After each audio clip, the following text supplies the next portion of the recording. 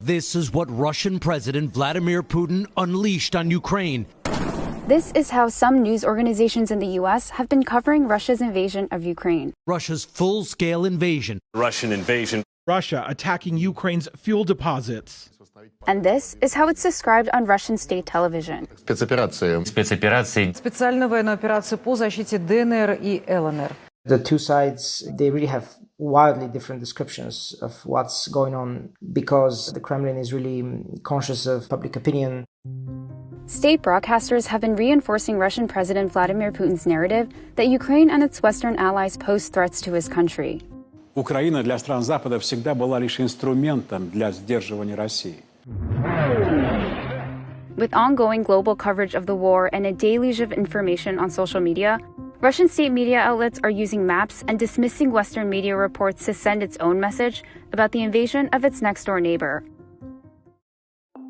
To understand why Putin decided to attack, you first need to know how he sees Ukraine's relationship to Russia.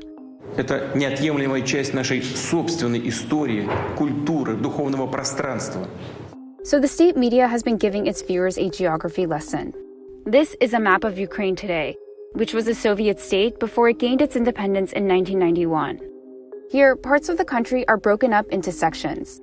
The reporter says that these areas aren't really Ukraine's, but were gifts from past Russian and Soviet leaders. And this yellow part in the middle is the only section that's labeled as Ukrainian territory. Maps like these, the idea is to really shape public opinion and give this kind of historical backing for their current operation in Ukraine.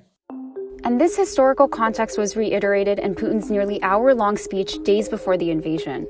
Современная Украина целиком и полностью была создана Россией.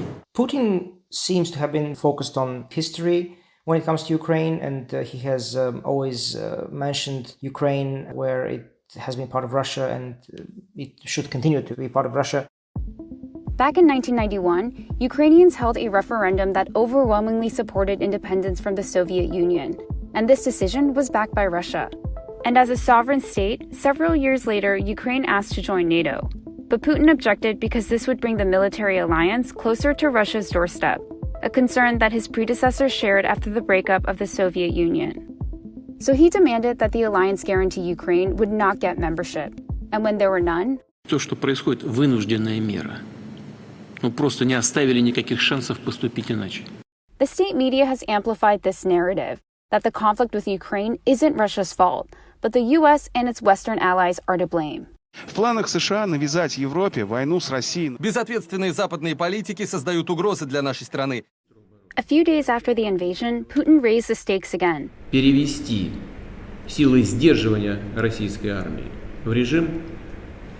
в особый режим несения боевого дежурства. He ordered the country's nuclear forces to be put on alert as the U.S. and its allies stepped up pressure with new sanctions. Что гарантированно уничтожают США и все страны НАТО в придачу. And Russian state media echoed his message. Путин предупреждал, пугать Россию не надо.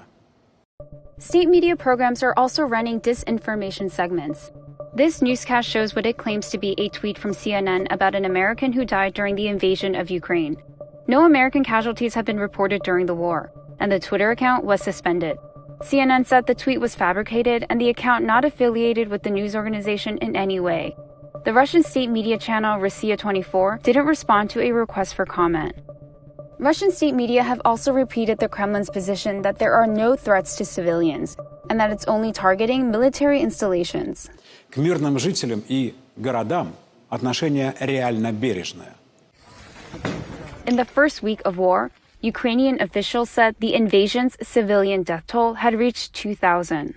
These outlets, they're propagating, the Kremlin line that this is a limited operation, and also saying that Russia needs to demilitarize Ukraine.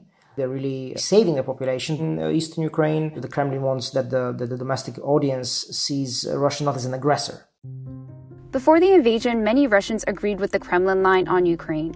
About 60% of those surveyed in Russia say tensions in Ukraine are the fault of the US and NATO, according to a Russian independent pollster. But the Kremlin's narrative isn't getting to everyone in Russia. Across the country, people have been protesting Putin's decision to invade.